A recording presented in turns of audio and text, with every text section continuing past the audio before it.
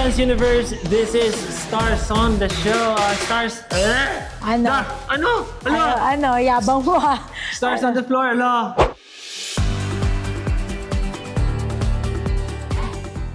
Hello Dance Universe, this is Stars on the Floor Dance Break. Eh, Hey. Yeah. ang saya no. Tatawa ka na lang, Parang no? nahihilo pa rin ako ganyan. Bakit ka ba nahihilo? Ang daming ikot. Ang daming Ang ikot. daming ginagawa. Grabe, parang mas gusto ko na lang magkasambahay dahil parang mas yung core doon. Ito lahat ng core eh. Yung kahit di mo kaya, kailangan kaya mo eh.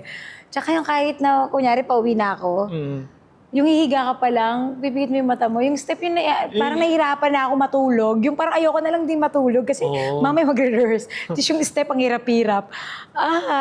Pero... Si Britney ka naman eh. Tama, walang susuko. Walang susuko. Eh kung ito nga, di ba, may sakit pa yan. May nanggaling sa sakit.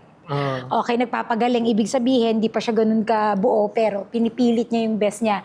Yung una naming lifting na magkasama kami, nung jive, mas malala yung gagawin ni Joker dito. So, doon din ako kumukuha ng strength na, okay, talagang porsigido siya, gusto niya manalo din, alam mo yon kasi halos lahat kami, meron na kahit paano ako, may isa na ako, siya, wala talaga, kaya kailangan lang namin talaga, ako mismo, kabisado yung step, siya, lahat naman okay siya. Yung lifting niya, pinupush niya yung sarili niya.